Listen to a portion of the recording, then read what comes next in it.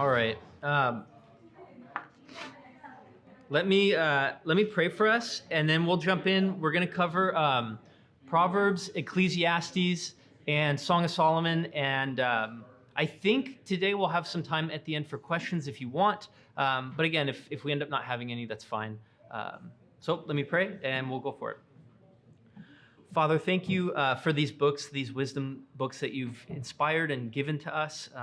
Lord, we know that wisdom comes from you, and it begins with fearing you. And so today we admit that we are not wise, and we're so often foolish, and we go our own way. We don't understand the way this world works, but you do, and you give wisdom, and you give graciously and kindly to those who ask. So please make us wise people, wise so that we can honor you in this world, and wise so that we can also be humble when we see the brokenness of this world. And so we love you, we trust you, and we praise you that you've given us Christ. You've given us hope in both this life and a life to come. And in him are hidden all treasures of wisdom and knowledge. And so we come to you and we ask that you, through your Spirit, would help us this morning. We pray in the name of your Son.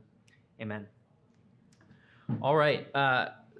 Proverbs, Ecclesiastes, Song of Solomon. For those of you who've been coming for a while, the notes, I stripped them way down. Basically, the most honest answer is I realized I can't write a Bible commentary in a year.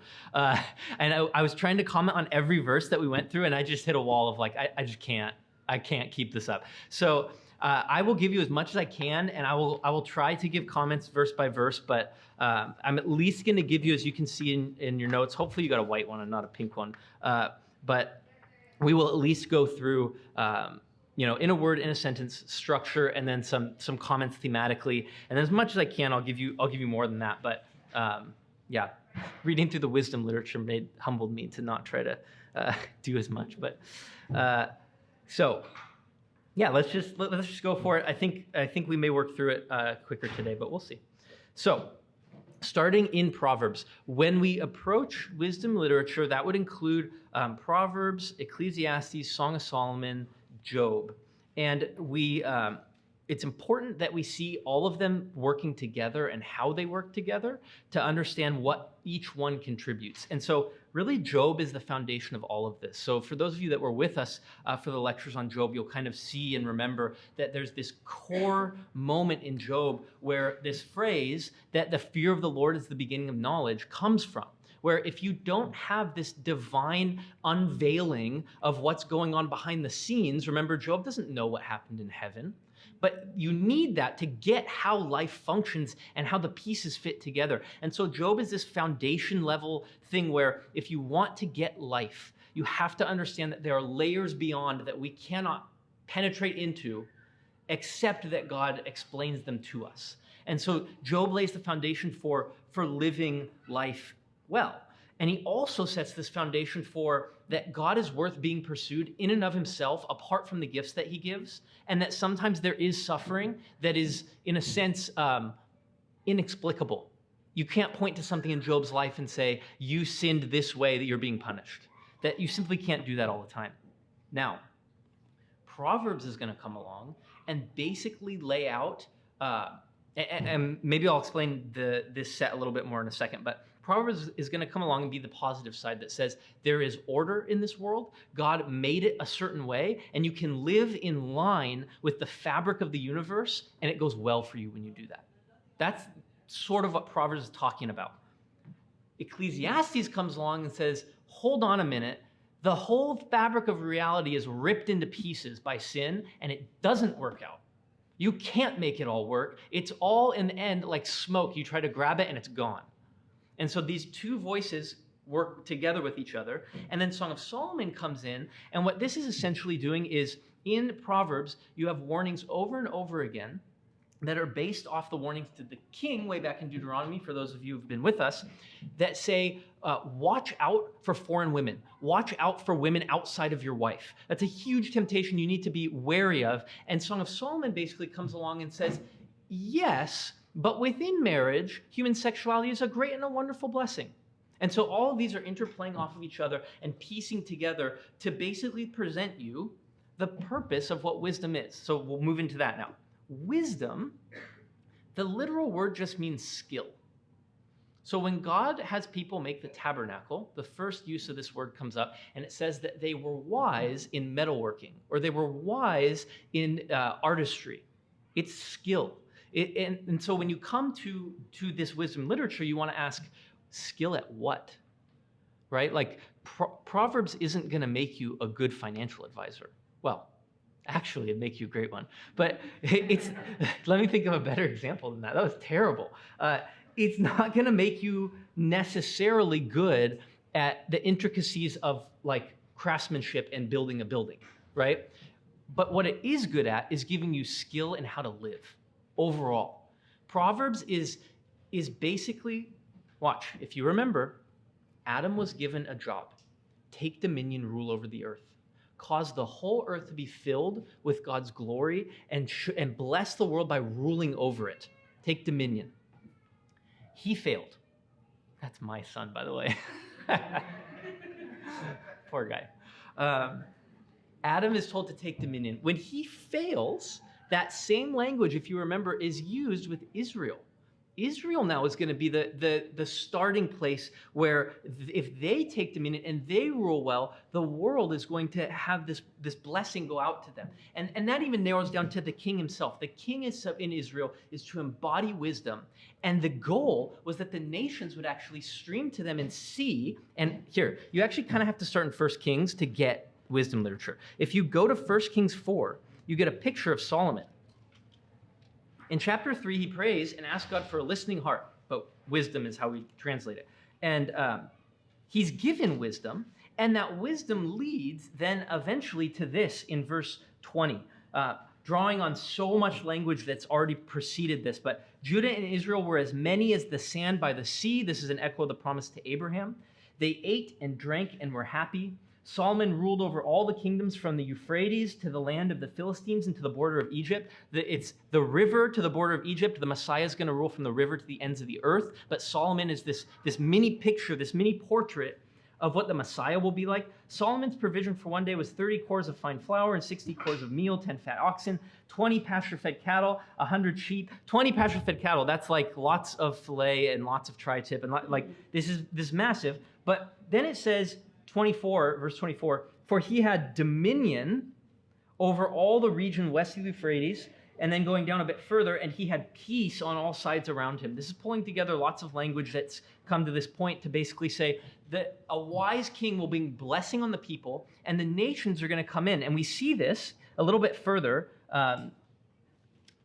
Down. Let's go all the way down to, so verse 29, God gave Solomon wisdom and understanding beyond measure. And notice this is important. And breadth of mind like the sand on the seashore. Wisdom is breadth. Wisdom includes depth, but wisdom is being able to take the disparate pieces of life and fold them all together in a coherent way and understand the world. He gave him breadth of mind so that his wisdom surpassed the wisdom of all the people of the east and the wisdom of Egypt. Now, at the end, verse 34, and people of all nations came to hear the wisdom of Solomon, and from all the kings of the earth who had heard of his wisdom. The wisdom of God's people is meant to draw the nations to them. And they see it, and like the Queen of Sheba, a few chapters later, their breath is taken away. Because they say, to use a New Testament term, God is truly among you. They see the wisdom of God. They see the wisdom that he gives to his people, and it draws them to the Lord. It draws them to Yahweh. And that actually is still meant to be true. That is still meant to be true. The wisdom of Proverbs is going all the way back to Adam and the dominion that he was supposed to take, and he failed. And Proverbs is the way, essentially, to rule the world rightly, with justice, with equity, with fairness, in line with the fabric of how God made the world. Does that make sense? Hopefully. So, Proverbs is teaching you how to do your job in life, which is to take dominion of the world, to bring God's rule to bear on every aspect of your life. Your parenting, your working, it even deals with issues of like how you use your money, how much you sleep, how hard you work, when to stop working, when to be a workaholic, when to not. Like every detail is covered in these books. So, in terms of your notes, that was wisdom needs to be set in its context. It's an evangelistic tool that when God, or when the nations, right, go make disciples of all nations, part of what they see among us is wisdom lived out, and that draws them. That draws them to Christ. That makes them ready to listen. And you can see this across history. People have looked at Christians and seen their wisdom, and it draws them into the church. We talked about Proverbs and Ecclesiastes working together. You have a world that I don't know if this is the right picture, but I think almost of like a piece of glass that has been shattered. The world is it was because it was made by a creator who's wise. It has form and shape and structure, and it works, but it's also broken because of sin. And so you have to keep both of those in mind and hold them in tension to really live in a way that fits with reality. And that's what these books are teaching us to do. A few good quotes here just to bring out before we jump further into it.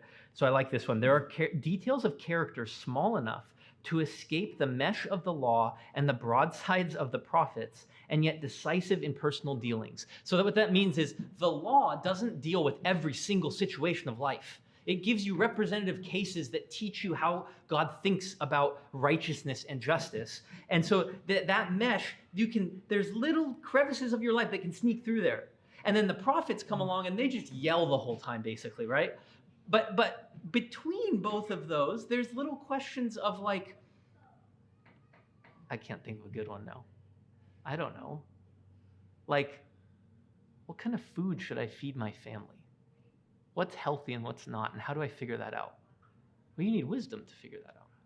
Wisdom gives you that. Those little types of details. We talked about skill here, that next point.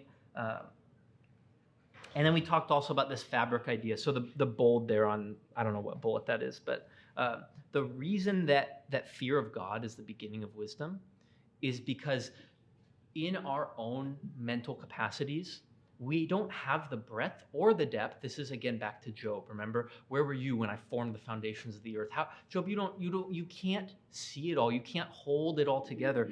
But if we go to God and say, I can't, please help me, he can see it all. And so the beginning of wisdom is to know where to go to get it. It's to him.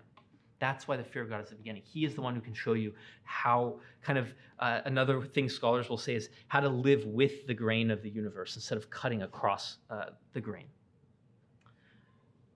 So wisdom is not a series of things to collect and know. Wisdom is not knowledge. It's not just intellectual. Wisdom is not knowing the right thing to do. Wisdom is the knowledge paired with the doing. It's applied living. It's a way of thinking. It's a way of being that makes you to act wisely. And here's the other key with wisdom.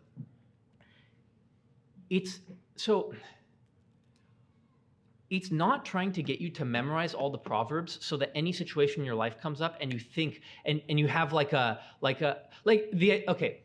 it's not the way AI works. If you feed AI a situation that it hasn't been trained for or hasn't been able to learn on in the way that it is programmed, it will spit out the wrong answer. It will you'll have issues. Wisdom is meant to put you into any situation and have the skill to discern what to do. Even if it's outside your kind of programmed, there might not be an exact proverb you can go to, but if you have wisdom, you can still live wisely in every situation. I hope that sort of made sense. Okay, next point on here on these kind of thematic comments.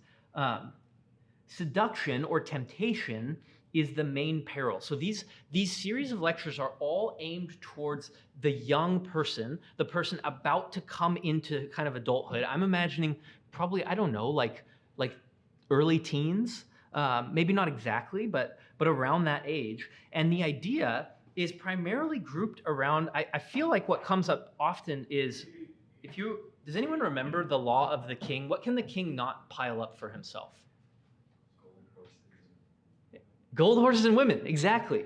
And Proverbs, I don't know why that's so funny, but I'm impressed that you remember that. That was to keep the king godly and to keep him on the right path. That's essentially what Proverbs warns about, right? Like going after wealth in the wrong way, going after sexuality in the wrong way, and going after power in the wrong way, or maybe even the kind of the flip side of that would be laziness. It deals a lot with laziness, which would be kind of work ethic and how you acquire power or don't. There's tons of other stuff, but it really does group around those kind of three things, and those often are some of the, especially, those are often kind of the main types of temptation that come up early in life. Big categories. You can think about money, sexual sin, and power. Like, yep, pretty much every scandal centers around those three that you see on television. Somebody fell from the office or whatever. Like, yeah, it's probably one of those three or the combination of all of them, right? All right.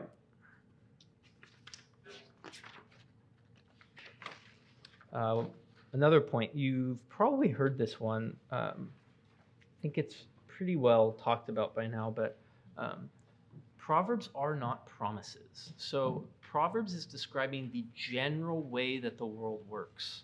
It's on the back of page 1. The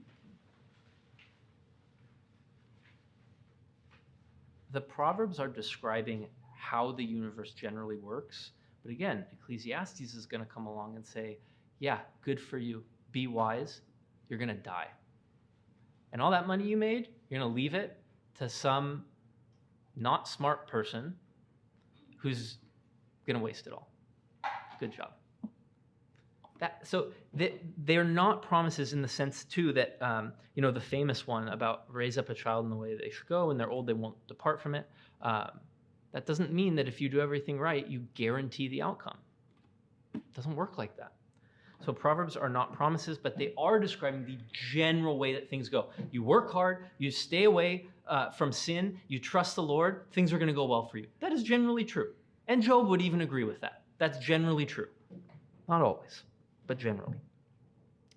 Okay, and then the last thing, so 2 things about the way the Proverbs actually teach that are really clever and wise. So they oftentimes the detail that the author goes into to describe certain situations it's basically meant to paint, like, he wants his son to see behind appearances. So he'll show, like, I don't know, a good example is, I think it's in chapter 7, or it might be further. So he says, this is in chapter 7, he says, I looked out the window of my house, looked through my lattice, and I saw among the simple and perceived among the youths a man lacking sense, passing along the street near her, that's the adulterous woman, passing near her corner, taking the road to her house in the twilight, at evening, at the time of darkness, of night and darkness. So he starts painting this picture, and he goes all the way along, and at the end, he says, all at once, this is way down in verse 22, so she persuades him, and then all at once he follows her, as an ox goes to the slaughter, or a stag is caught fast, till an arrow pierces its liver, as a bird rushes into a snare and does not know that it will cost him his life. So he paints this picture. He's like, he could just say, son, stay away from the adulterous woman. Stay away from this sin. But instead he says, look, I saw this youth walking along, and at the exact wrong time, with all the foolishness in the world, he wanders past her house. She grabs him, she talks him into it, and you know what he's actually like? Remember that animal we were hunting the other day, son, when you got caught in a trap and then you killed it and ate it? Yeah, he's that. And so he paints these pictures that are like, oh, okay. Now, when the son's out in the street, or when you have a YouTube ad pop up that's like, you can make $1 million in 10 minutes, you're going to be like, I see right through that. I see right through that. And that's kind of the goal. And then the other thing he does, so we'll kind of move into structure now. So what he does structurally, you have 1 through 9, chapters 1 through 9, lay a foundation, and they're this introductory section where you keep hearing, my son, my son, my son, my son. Then, in chapters 10 through 29, you get essentially just a line after line after line after line of these proverbs. And they don't, to my chagrin, they don't easily fit into categories. People try to categorize, like, this chapter's about this and this one's about this. I was not able to do that. I want to do that so badly. I want to do that. I can't do it. And it seems like he's doing something that for my school, we had to read this book about education. They talk about this thing called interleaving, where you actually are able to remember material better if you like introduce a topic, talk about it for a while, then talk about another topic for a while, and then come back to the first topic, and then introduce a third, and you start interleaving these topics together, and it allows students to sort of like focus a little over here and then focus a little over here, and over time, if you do that long enough, it actually, I don't know, I'm not an expert, but research has shown that's good for you and you learn better. It seems like Solomon's kind of doing that, because the themes that they come back through, and he'll talk about something and then it'll kind of pass into the background, and then it'll come up again and pass into the background. And I think God in his wisdom knows our brains aren't always straight line logical. Often that passing back and forth in circles actually drives it down deeper to where you can be put into a situation and you have just a sense and a feel of this is what would honor the Lord. So I think that's what's going on in 10 through 29. But structurally, and we can see this here, if we go to Proverbs chapter 1, essentially what you have is an introductory section. These are the Proverbs of Solomon, the son of David, king of Israel. And the purpose is going to be described in 1 through 6. All these to know, to receive, to understand, to give, those are all the purpose. These Proverbs are made to make you, and here's one thing that's worth bringing out here. First thing, to know wisdom. What was the tree of the knowledge of good and evil good at making you? She sees it. Okay. You didn't all immediately nod, so go back to Genesis 3.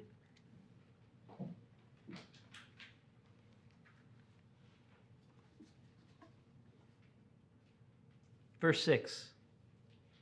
So when the woman saw that the tree was good for food, and that it was a delight to the eyes, and that the tree was to be desired to make one wise. Proverbs is the right tree of the knowledge of good and evil. Proverbs makes you have what Satan was trying to trick Eve into grabbing her own way. To know wisdom, I'm back in Proverbs now, sorry. To know wisdom and instruction, to understand words of insight, to receive instruction in wise dealing, and on it goes. And then you get the core. Verse 7. The fear of Yahweh, the fear of the Lord, is the beginning of knowledge. Step 0, fear the Lord. Honor and reverence him as the only place that wisdom comes ultimately from. Fools despise wisdom and instruction.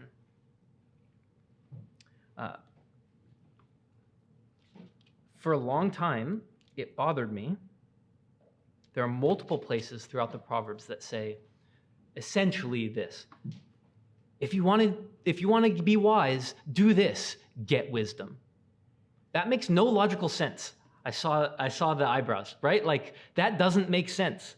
And finally, I think I get it. I think what it's saying is step 0, fear God. Step 1, go after it with all your heart.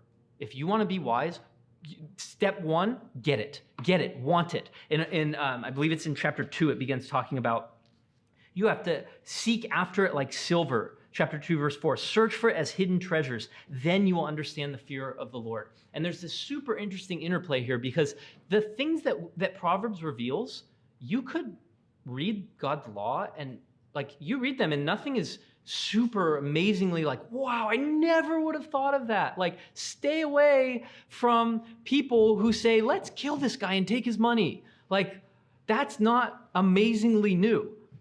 But there's something about wisdom that it takes hard work to go after. It takes dedicated intention to let it seep and sink. You have to soak into it. So chapter 1 introduces us to what we are trying to do here. The purpose of Proverbs is to make us wise, to take people who are simple, and this doesn't mean like stupid, this means naive. People who don't understand how the world works, and teach them how it really works, to lead you by the hand in how God makes this work. And step 1 or step 0, listen to God.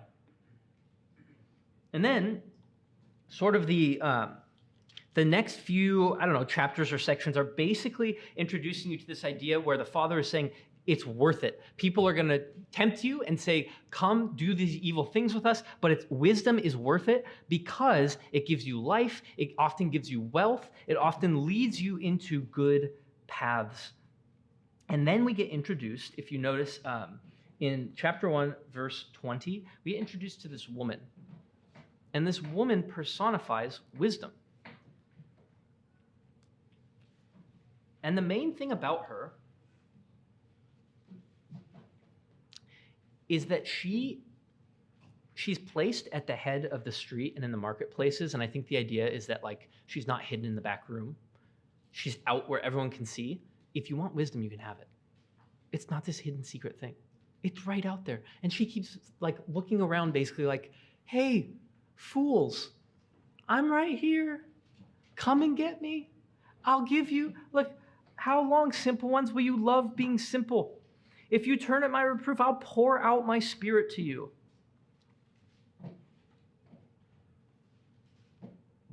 And eventually, by chapter 2, verse 9, there's this line, then you will understand righteousness and justice and equity, every good path. If you want to know what to do in every single situation of your life, get wisdom. Get wisdom. Doesn't mean you won't have hard situations. It doesn't mean you won't be puzzled by things, but wisdom teaches you the right way to go. The foundation of wisdom, what it's built on, it starts with the fear of the Lord, and what that fear looks like in life comes in chapter 3. What that fear looks like in life comes in chapter 3. You don't forget the teachings of your father, you listen to them, but specifically these are the teachings in the Proverbs, and you bind them to your heart, but most of all, kind of the center of this section is the verse that almost all of us probably know by heart. Trust in the Lord with all your heart, and do not lean on your own understanding. This is an explanation of what it means to fear the Lord. Don't lean on your own understanding. In all your ways acknowledge him, and he will straighten out your paths. Be not wise in your own eyes. Fear Yahweh, fear the Lord, and turn away from evil. It will be healing to your flesh and refreshment to your bones. I don't want to get too weird on this, but I understand that to be not just totally figurative. There's something about understanding life that gives you energy and drives you forward, that it's like healing to your flesh. When you lean on the Lord, when you trust in him, when you stop trying to figure it out on your own. So, we're introduced to Lady Wisdom. He builds the foundation, and throughout these next few chapters, he's going to emphasize especially these three themes of avoid get-rich-quick schemes, money side of the gold, horses, and, oh my goodness, help me. Gold, horses, and women, thank you. And those three are going to be emphasized. You can see in chapter 5, there's this long warning against stick with the wife of your youth. Don't go after other women. There's many, many warnings about don't fall into the get-rich-quick scheme, and don't use unwise or unrighteous means to get money. It's not worth it.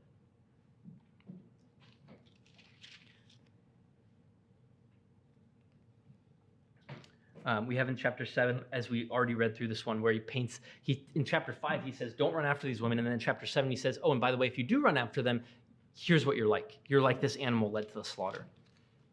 It promises good in the end, but it never ends in good. Okay, so in chapter 8, there's one thing worth noting here. So the Lady Wisdom is speaking again. And she says, I have counsel and sound wisdom. I have insight. I have strength. This is 8:15 now. By me, kings reign and rulers decree what is just. By me, princes rule and nobles, all who govern justly. I love those who love me, and those who seek me diligently find me. Riches and honor are with me, enduring wealth and righteousness. My fruit is better than gold, even fine gold, and my yield than choice silver. The wisdom is living according to how God made the world. And as just a side note, wealth is not a bad thing. The stuff is never the problem. It's the human heart. The stuff is not the bad thing. So all the way up to chapter 9, it's this introductory section, and we've been introduced to this Lady Wisdom, and at the very end of 9, you get introduced to her counterpart, Lady Folly, or Lady Foolishness. Verse 13 of chapter 9, the woman folly is loud. She is seductive, or I think it reads, there might be a note in your Bible. A note in your Bible that says full of simpleness. She's just like overflowing with foolishness, naivety, and knows nothing. She sits at the door of her house and she takes a seat on the highest places of the town. She's arrogant, she's lazy, she's loud, and she tries to lead people into sin, calling to those who pass by, who are going straight on their way. Whoever is simple, let him turn in here. That's what wisdom called. So the call is the same. Both are calling to you. And to him who lacks sense, she says, stolen water is sweet, and bread eaten in secret is pleasant. So wisdom says it's going to take hard work. It's not going to be easy, but my yield is better than gold. The way of folly is come in here and it'll be easy. It won't be so hard. It'll feel good. And nobody has to know. It'll be in secret. But he does not know that the dead are there and that her guests are in the depths of Sheol. We don't really have time, but do you have a note in your Bible on dead? Anybody? No? Seriously? Yeah. Wait, the note tells you that, or are you reading from Hebrew right now? No. The note. Oh, I was so impressed. Like, whoa. What is the Hebrew word there? Rephaim. Yeah, the Rephaim. That is most likely a reference to the angels that fell and fought against God. Almost certainly. Rephaim probably means fallen ones. But he does not know that the Rephaim are there, that her guests are in the depths of Sheol. I don't know why. That just hits you with a different force. It's not just the grave. Yeah, it's the grave. But it's the realm where those who have rebelled against God are. I don't know. Let's do this, kind of looking at the clock and looking where we're at. So as I mentioned, 10 through 29 are all this conglomeration, and I can send in the notes if you want. Tim Ma actually very helpfully categorized by like what do you call that, theme, and put each Proverbs under different themes. So I can send that out maybe in next week's notes, but 10 through 29, do that. Let's actually go now to 30. So 30 and 31 are really interesting. 30, the beginning of chapter 30 is super, super, super strange and odd in this way. There's two potential things going on. I'm not sure which one I think is right. Either in 30 and 31, you have two non-Israelites giving wisdom. Now that kind of works with what we've said before because, right, when wisdom is embodied in Israel, it goes out and the nations see it and they come and they get wise and they follow Yahweh. So maybe at the end, the author is basically saying, let me show you these two examples of how the nations have come to the Lord, and they have wisdom now. That's possible. The other possibility, look in chapter 30, the words of Agur, son of Jakeh. You see this? Now, there are multiple issues with verse 1 in Hebrew that are super confusing, and they don't know what to do with them. Agur can mean, I'm a sojourner. And Jakeh could be a way of saying, I know this sounds weird, but it could be a way of saying Yahweh the Holy One. What you would get in this case, and by the way, we're in Proverbs and there are riddles, and there's even indication that there's a riddle in this passage.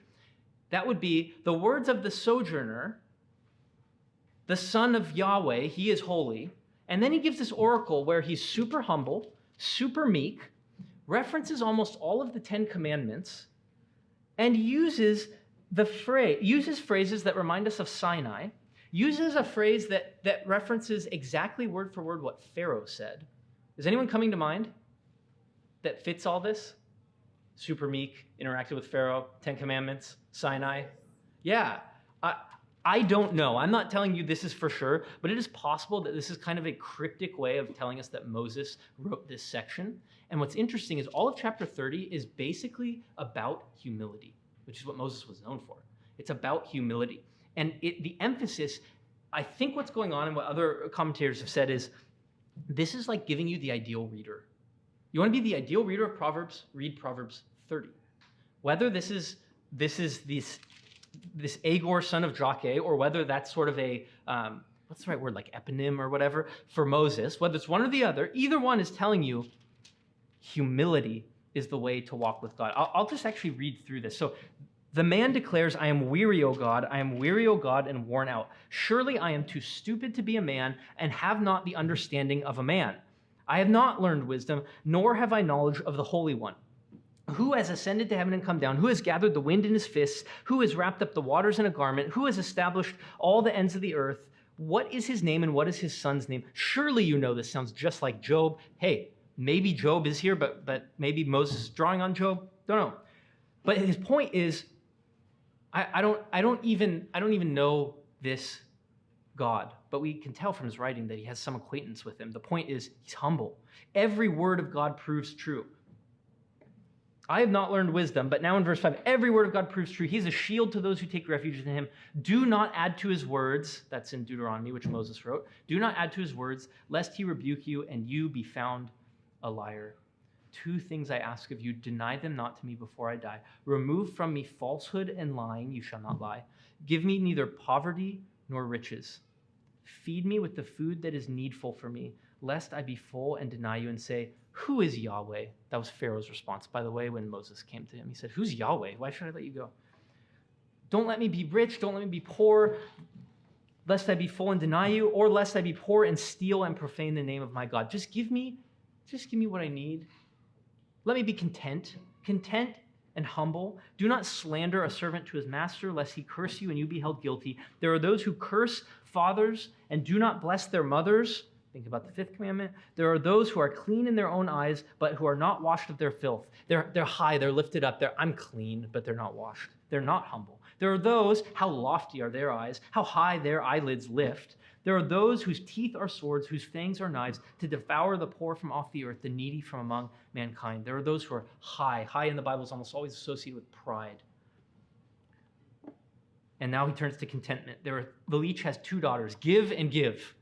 And if she had more, they'd be named give and give and give and give. 3 things that are never satisfied, 4 never say enough. Sheol, that's the grave, the barren womb, the land never satisfied with water, and the fire that never says enough. Implication, but you, be content with what God gives you. The eye that mocks a father and scorns to obey a mother will be picked out by the ravens of the valley and eaten by the vultures. 3 things are too wonderful for me. 4 I do not understand. The way of an eagle in the sky, the way of a serpent on the rock, the way of a ship on the high seas, and the way of a man with a virgin. I think what's going on here is he has the humility to say, even these normal things in creation, I don't get them. I can't explain them to you. This is the way of an adulteress. She eats and wipes her mouth and says, I have done no wrong. Under 3 things the earth trembles. Under 4 it cannot bear up. These are all situations where someone becomes proud. The slave when he becomes a king, a fool when he is filled with food, an unloved woman when she gets a husband, and a maidservant when she displaces her mistress. 4 things on earth are small as in low, as in humble, but they are wise. Better to be low and wise. The ants are a people not strong, but they provide their food in summer. Rock badgers are a people not mighty, yet they make their homes in the cliffs. The locusts have no king, yet all of them march in rank. The lizard you can catch or take in your hands, yet it is in kings' palaces. Better to be humble and wise. 3 things are stately in their tread, 4 are stately in their stride. The lion, there's the pride, which is the mightiest among beasts and does not turn back before any. The strutting rooster, the he-goat, and a king whose army is with him. If you have been foolish, exalting yourself, that's lifting yourself up, or if you have been devising evil, put your hand on your mouth. Pressing milk produces curds, pressing the nose produces blood, pressing anger produces strife. Be humble and be content. That's his message. We'll go into Ecclesiastes. Chapter 31 is about a woman who embodies wisdom. You all probably know it better than any other chapter. We'll move on. Ecclesiastes. Now we come to the flip side. Proverbs says there's order in the universe. There is a way to live with the grain, and things will go well if you do. Ecclesiastes comes along and says, yeah, not really. And basically builds up all the different ways that we try to find meaning and satisfaction in life and then knocks them all down. The book is, so verse 1, The words of the preacher, son of David, king in Jerusalem. The word is gatherer. And we say preacher or teacher because you would assume that he's gathering students to teach. So it's totally fine to say preacher, but gatherer is the idea. Now, it's easy to miss this, but there are two speakers in this book. There is the narrator and there is the preacher. So verse 1 is the narrator. The words of the preacher, the son of David, king in Jerusalem. And then, and this is why your Bible breaks it out this way, at least mine does, you get a different formatting on verse 2. Vanity of vanity, says the preacher. He opens with that. And then, if you flip forward to the end, the preacher closes with the exact same thing. Chapter 12, verse 8. Vanity of vanities, says the preacher, all is vanity. He opens and closes saying the exact same thing. That's how we bracket what's going on here. And at the very end, now we have this switch back to the narrator. Besides being wise, the preacher, the gatherer, also taught the people knowledge. And he goes on and he talks about this preacher in the third person. So that final section is going to give a summary and an evaluation of all that the preacher has said. And that's going to be key as we get to the end. So we have the author, the gatherer, the preacher in verse 1.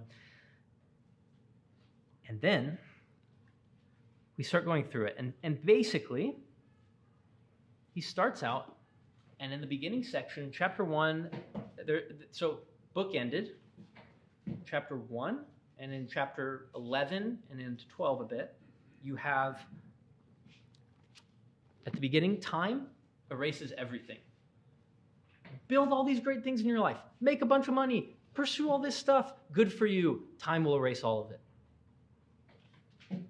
The wind blows to the south and goes around to the north, and around goes the wind, and on its circuits the wind continues. The streams run to the sea, but the sea is not full. To the place where the streams flow, they flow again. Everything goes in cycles over and over again, and no progress actually happens. It just keeps turning. It just keeps spinning over and over again. What has been is what will be, and what has been done is what will be done, and there is nothing new under the sun. And then, kind of the hammer, verse 11. There is no remembrance of former things, nor will there be any remembrance of later things yet to be among those who come after. Do you remember your great-grandfather's name? Raise your hand if you know your great-grandfather's name. Like 4 of you. Great-great-grandfather, anybody? Anybody? Right? That's going to be you someday. That's going to be me someday. They used to, in seminary, they used to say, like, don't get too full ahead as a preacher, because one day they're going to put you in a box, throw dirt on your face, and go have potato salad in the church. Right? Like, it's just true. And so everything goes in circles. Time will outlast you all, us all. And then his focus comes out throughout the book, but then especially in 11:7 through 12:8, death is going to come for all. So great. Go for it. You have in chapter 2. Oh, and sorry, this is just worth mentioning.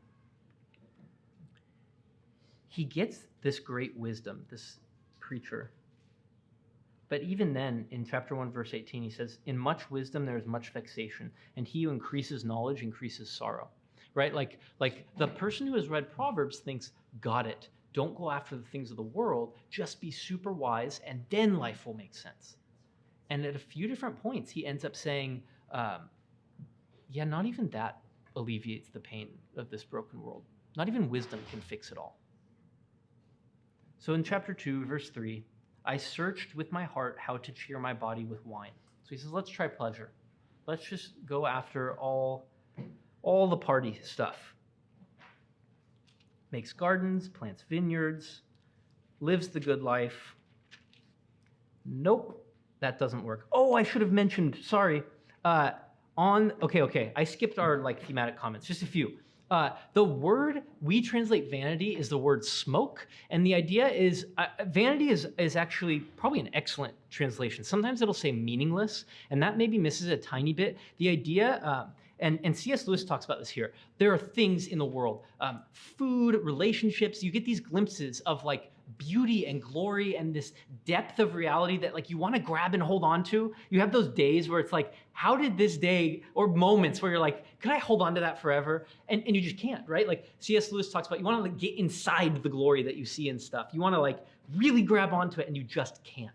That's what Solomon is talking about. You can't, the moment you try to hold on to it, it's gone. And so that's sort of what this idea here of vanity is. And so he tries, again, back to chapter 2, he tries pleasure and says, I considered all that my hands had done and the toil I expended doing it, and behold, it was all smoke and striving after the wind. Like you imagine the wind blowing and you try to chase it down. It's ridiculous. There was nothing to be gained under the sun. The repetition of under the sun generally has the idea, like from Job, in the realm where you can't peer into eternal realities, right? In the realm outside of the Lord.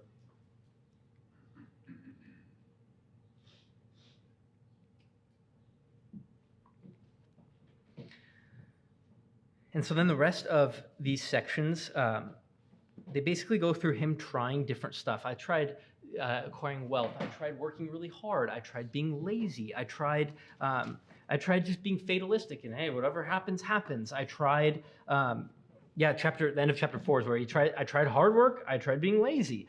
That's not satisfying. Like you just can't win. I looked and I saw that everyone's work, the man just envies his neighbor, right? Like keeping up with the Joneses. That's not an American thing. That's like a Solomon thing, right? Everyone just sees what everyone else has and they just want their stuff. And so they go get a job and then they need a bigger job and a bigger boat and a bigger house. And like, it's pointless. It's pointless.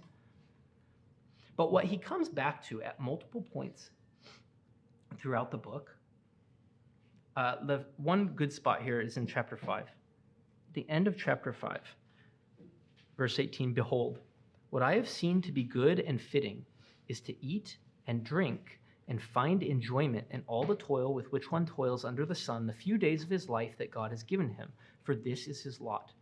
Everyone also to whom God has given wealth and possessions and power to enjoy them, those are two separate things, by the way, wealth and enjoying it are separate, to accept his lot and rejoice in his toil, this is the gift of God. For he will not much remember the days of his life because God keeps him occupied with joy in his heart. This is different than the person who says, just go get all the pleasure that I can.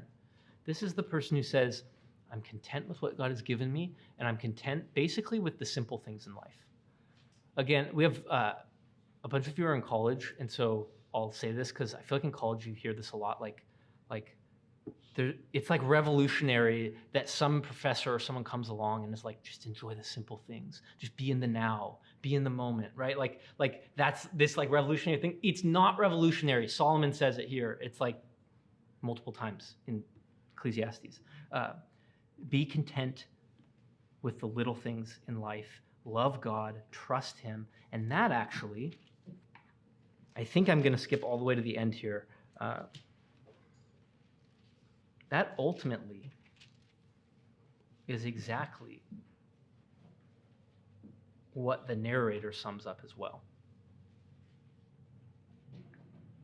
We'll start in verse 11. The words of the wise are like goads. That's a pointy thing that pushes you in the right direction.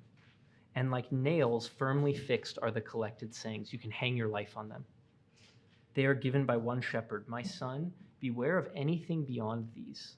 Of making many books there is no end, and much study is a weariness of the flesh. Also aimed at the college kids, there are tons of self-help books out there. Stoicism, Ryan Holiday, Jocko Willink, you can name all of them if you're a guy probably. They are good and helpful, but they're literally just, it's all in here. Like it's all there.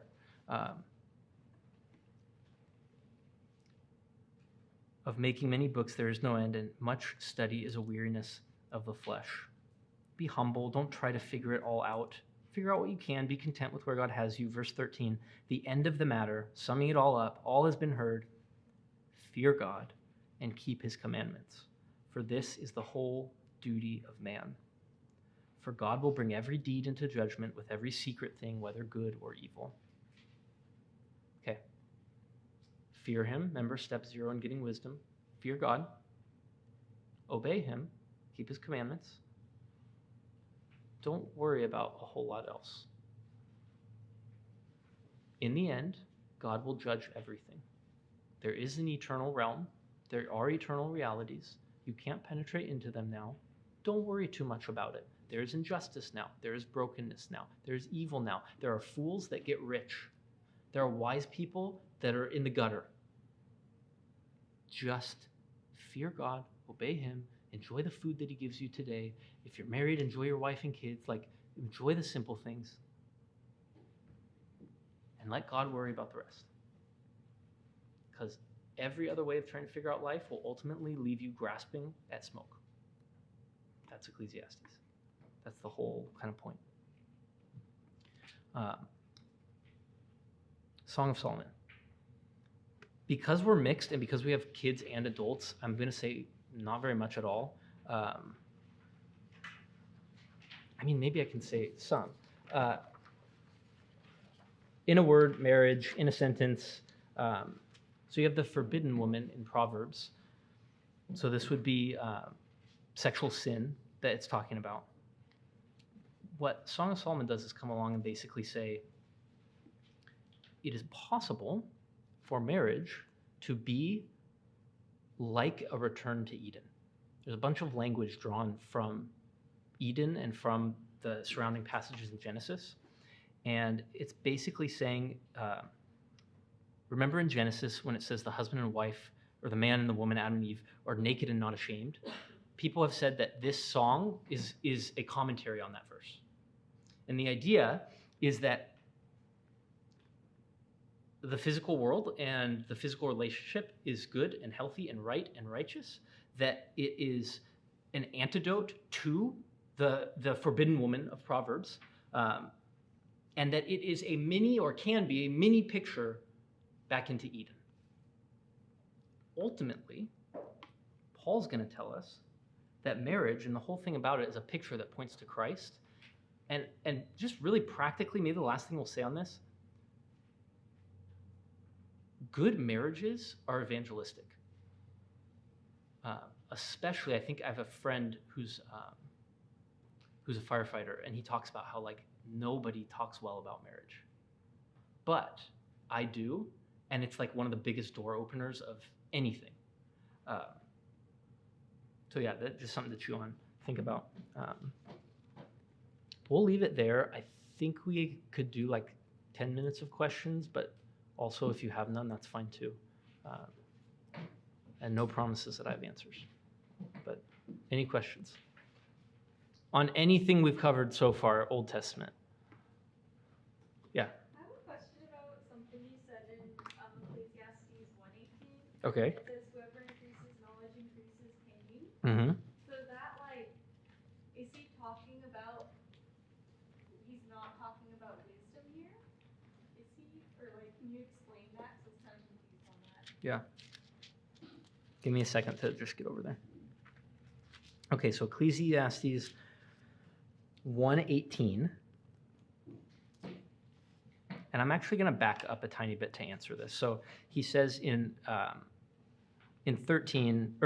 12, he's the preacher, I've been king over Israel and Jerusalem. I applied my heart to seek and to search out wisdom and all that it's done under heaven. And then he says, it's an unhappy business God has given to the children of man to be busy with. I have seen everything that is done under the sun, and behold, all is vapor or smoke and a striving after the wind. What is crooked cannot be made straight, and what is lacking cannot be counted. There's a brokenness in the fabric of reality. I said in my heart, I have acquired great wisdom, surpassing all who were over Jerusalem before me, and my heart has had great experience of wisdom and knowledge. And I applied my heart to know wisdom and to know madness and folly. I perceived that this also is but a striving after the wind. For, he's explaining this comment that he just made about wisdom and folly both being a striving after the wind. For in much wisdom is much vexation, and he who increases knowledge increases sorrow. I think his point is this. Wisdom is better than folly, but wisdom won't fix everything. And oftentimes, the more wise you are, the more pain you have in the sense of understanding more of the brokenness of the world. If the whole picture is shattered, and you see more of the picture, you see more of the shattering. Does that answer? Yeah, Okay. All right. Yeah, Diego. To comment about that, in the NIRV, it specifies human wisdom. Okay. So it's obviously that's different from godly wisdom, right?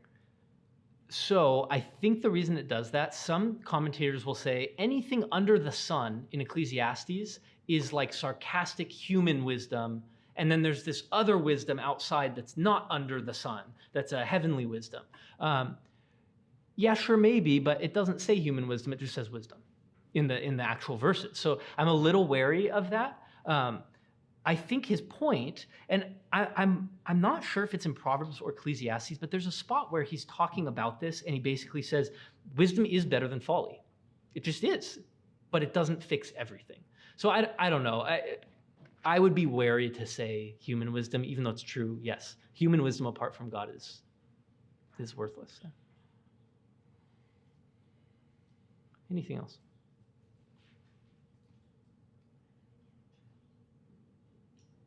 I don't know. Okay, yeah. I don't know if you know this off the top of your head, but I'm curious, like you talked a little bit about like the structure of like Proverbs and that like it might be Moses talking in that last verse. Just in chapter 30, but yeah, go on. Yeah, or yeah, I'm sorry.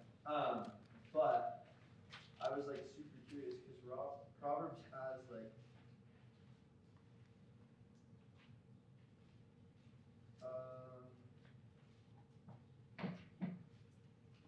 never mind. I take it all back. I don't have a question. I'm actually really curious where you're going with that. Because if you were about to say what I think you were, I like where you're thinking. What did you think I was No, you first. This is unfair.